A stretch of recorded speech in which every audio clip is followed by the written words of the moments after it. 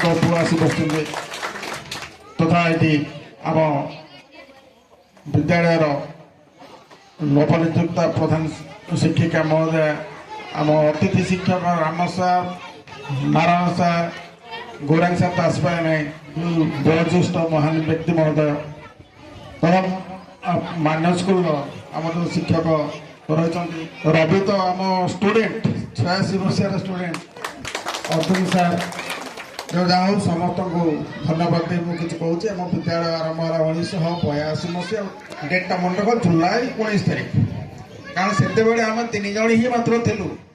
ପ୍ରଥମେ ମୁଁ ଗୋପାଳ ବାବୁ ଦୁର୍ଗା ସାର୍ 3 ଜଣ ହିଁ ବିଦ୍ୟାଳୟ ଆରମ୍ଭ ହୋଇଥିଲା। ମୁଁ ଆଏ ପାସ୍ କରିଥାଏ ତେଣୁ ମୋତେ ରଖିଦେଲେ କ୍ଲର୍କ କହିଲା କିରାଣୀ ଥାଉ ଇଏ ଡୋନେସନ୍ ଫୋନେସନ୍ କିଛି ନାହିଁ ରହିଥା। ତାପରେ 3 ମାସ ପରେ କହିଲେ ନା ଆମ ଇଏ ପଢ଼ଉଛି ପାଠ ପଢ଼ଉଛି ଇଏ ପଢ଼ାଉ 3 ମାସ ପରେ ଗିର୍ଧାଣୀ ସାର୍ଙ୍କୁ ଏଠି ରଖିଲେ ତାଙ୍କୁ।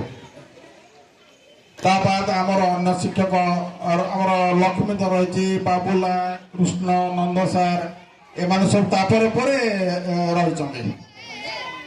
ଆଉ ଆମର ହେଡ଼ମାଷ୍ଟର ଆସିଗଲେ 85 ମସିହାରେ ବିଜୟ ବାବୁ ଆସିଗଲେ ଆଉ ମିହିର ସାର୍ ଆସିଗଲେ ଆଉ ଏମିତି ହେଇକି ଆମର ପଢ଼ାପଢ଼ି ଚାଲିଲା। ଆମର ପ୍ରଥମ ବ୍ୟାଚ୍ ଦେଇଥିଲା 85ରେ 86 ନୁହେଁ 81 ହେଇଗଲା ସେଟା ହେଇଗଲା କ'ଣ କି ବୋର୍ଡରେ ଡାଇରେକ୍ଟ ସେମାନେ ପରୀକ୍ଷା ଦେଇପାରିଲେ ନାହିଁ 81 ରେଗୁଲାର ସେଟା କୁହାଗଲା। ତେଣୁ ପୁଅ ପିଲା କେହି ପରୀକ୍ଷା ଦେଲେ ନାହିଁ। ଏତେ ଯାଜପୁର ଟାଉନ ସେଣ୍ଟର ପଡ଼ିଲା NCS ଜିଲ୍ଲା ସ୍କୁଲ ସେଣ୍ଟର ପଡ଼ିଲା ତେଣୁ ଝିଅ ପିଲା ହିଁ 7ଟି କିମ୍ବା 8ଟି ଯାଇଥିଲେ। ଏଇ ଚପଳା ମହାକୁଡ଼ ଆଉ ନମିତା ଦାସ ଛବିତା ଗୌରୀ ଲକ୍ଷ୍ମୀ ଯେଉଁ ରମେଶ ସାର୍ଙ୍କ ବଡ଼ ଝିଅ ଲକ୍ଷ୍ମୀ ସିଏ ଦେବକୀ ବୋଧେ ଏମିତି 7 ଜଣ ଯାଇଥିଲେ। ମୁଁ ସାଙ୍ଗରେ ଯାଇଥିଲି। ଜଣେ ପାସ୍ କରିଥିଲା ସେଇଠି ଲକ୍ଷ୍ମୀ ତେଣୁ ତାକୁ ଆମେ ଫାଷ୍ଟ ବ୍ୟାଚ୍ ଧରିନେଲ ସାଧୁ 86 ମସିହା ଧରାଯାଉ। ଲକ୍ଷ୍ମୀ ଯେଉଁ ରମେଶ ସାର୍ଙ୍କ ବଡ଼ ଝିଅ ବର୍ତ୍ତମାନ ସେ କଟକରେ ଅଛି। ଦୁର୍ଭାଗ୍ୟବଶତଃ ସେ ଭାରି ଅସୁବିଧାରେ ପଡ଼ିଛି। ତା ଦରଗ ଫୋନ ତା ହଜବେଣ୍ଡଙ୍କ ଡେଥ୍ ହେଇଗଲା LI ଅଫିସରେ ସେ ଅଫିସର ଜଣେ ଥିଲେ ବଡ଼ ଘର ଫର କରି କଟକରେ ସେ ଅଛନ୍ତି।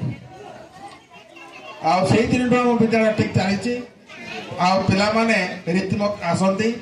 ଆମର ସେ ଅଞ୍ଚଳ ଅସୁବିଧା ବହୁତ ରାସ୍ତା ନଥିଲା ସବୁ ତ ସାର୍ ସାଇକେଲରେ ଆସନ୍ତି ପିଲାମାନେ ଚାଲିକି ଆସନ୍ତି ତେଣୁ ସୁବିଧାକୁ ଯିବା ପାଇଁ ଅସୁବିଧା ହେଉଥିଲା। ଏଠିକାର ଯେଉଁ ଆମର କେତେକ ମାନ୍ୟଗଣ୍ୟ ବ୍ୟକ୍ତି ଥିଲେ ସେଇ ସମୟରେ ଟିକେ ଜଣାଶୁଣା ବ୍ୟକ୍ତି ସେଇମାନେ ହିଁ ଉତ୍ତମ କରି ବିଦ୍ୟାଳୟଟି କରିଛନ୍ତି।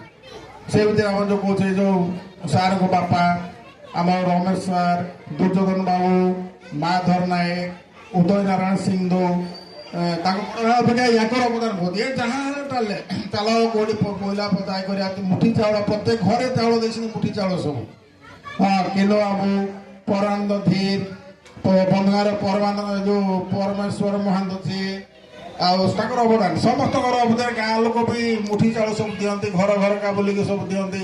ଆମ ଶରତ ବାବୁ ସେକ୍ରେଟାରୀ ଥିଲେ ସେଇ ସମୟରେ ଗାୟକ ପାଲା ଗାନ୍ଧୀ ଭଲ ତାଙ୍କ ଜ୍ଞାନ ସେ ସେକ୍ରେଟାରୀ ଥିଲେ। ତାପରେ ଦେବପୁର ନାୟକ ଆମ ସେକ୍ରେଟାରୀ ହେଲେ ସେ ଯେଉଁ ସୁକିନ୍ଦାର ସହିତ ତାଙ୍କ ଡେଥ୍ ହେଇଗଲାଣି। ଶରତ ବାବୁ କୌଣସି କାରଣବଶତଃ ଆସିପାରିନାହାନ୍ତି ବୋଧେ। ଆଉ ଏମାନଙ୍କର ଅବଦାନ ସେତେବେଳେ ବହୁତ ରହିଛି। ଯାହା ହଉ ସେ ଦେଖିଲେ ଯେ ପୁଅ ପିଲା ମୋତେ ନାଳ ପାର ହେଇକି ଯେ ପୋଲ ଯେତେବେଳେ ହେଇନଥିଲା ପୋଲ ବୋଧେ 1788 ମସିହାରେ ପୋଲଟେ ହେଲା ଏତେବେଳକୁ ସ୍କୁଲ ଖୋଲିଲା 82ରେ 88ରେ ପୋଲ ହେଲା। ଆଉ ଇଲେକ୍ଟ୍ରିକ୍ ଲାଇନ୍ ଆସିଛି 82 କେବଳ ଗୋଟିଏ ଘର ନବୀନା ଘରେ କବାଟ ଦଉଥିଲା ଲାଇନ୍ ଫାଇନ୍ ନଥିଲା। ଚିନ୍ତା କର ଗୋଟେ panchayat without electricity without road without any communication ଏଠି କେମିତି ଚାଲିଥିବ। ଏବଂ ସବୁ ଫାଷ୍ଟ ଜେନେରେସନ୍ ବାପା ମାନେ ଖୁବ୍ କମ୍ ଲୋକଙ୍କର ପୁଅ ଝିଅର ବାପା ମାନେ ପାଠ ପଢ଼ୁଥିବେ ଯଦି କହିଦେଉନି ନହେଲେ ସବୁ ଫାଷ୍ଟ ଜେନେରେସନ୍ ପ୍ରଥମ ଆସିକି ନାଁ ଲେଖାଉଥିଲେ। ତେଣୁ ସେମାନେ ଆସୁଥିଲେ ଯେ ପିଲାଟି କେମିତି ଶିକ୍ଷିତ ହଉ କିଛି ପଢ଼ୁ କିଛି ଜ୍ଞାନ ପାଉ ଏବଂ ସେଇ ଜ୍ଞାନ ବଳରେ ଯେଉଁ ଜ୍ଞାନ ପିଲାମାନେ ତମେ ପାଇଛ ତାରି ଫଳ ହେଉଛି ଆଜି। ତମେ ତ ଯାହା ହଉଛ ପାସ୍ କର ଫେଲ୍ ହେଲା ଯାହା ଯେମିତି କଟେଇଦେଲ କିନ୍ତୁ ଆମକୁ ଆଜି ପାସ୍ କରେଇଦେଲ ଏଠି। ତେଣୁ ସେଥିପାଇଁ ତମ ବହୁତ ଧନ୍ୟବାଦ। ଯେଉଁ ଉଦ୍ୟୋକ୍ତା ମାନେ ଏ କାମଟି କରିଛ ସେମାନେ ନିଶ୍ଚିତ ଧନ୍ୟବାଦର ପାତ୍ର। ତମ ଦ୍ୱାରା ଏଇଭଳି ଅନେକ କାମ ସୁକାମ ହେଉ ଭଗବାନ ତମକୁ ସମସ୍ତଙ୍କୁ ଭଲରେ ରଖନ୍ତୁ। ଆଉ ଆମେ ଯେତେବେଳେ ଧୂପ ଦୀପ ଦେଉ ମୁଖ୍ୟତଃ ମୁଁ କହୁଛି ମୋ ବିଦ୍ୟାଳୟରେ ପଢ଼ିଥିବା ବା ପଢ଼ୁଥିବା ସବୁ ପିଲାଙ୍କର ମଙ୍ଗଳ ହଉ, ସାରା ଜୀବନ ସୁଖ ଶାନ୍ତିରେ ଥାଆନ୍ତୁ। ତାଙ୍କ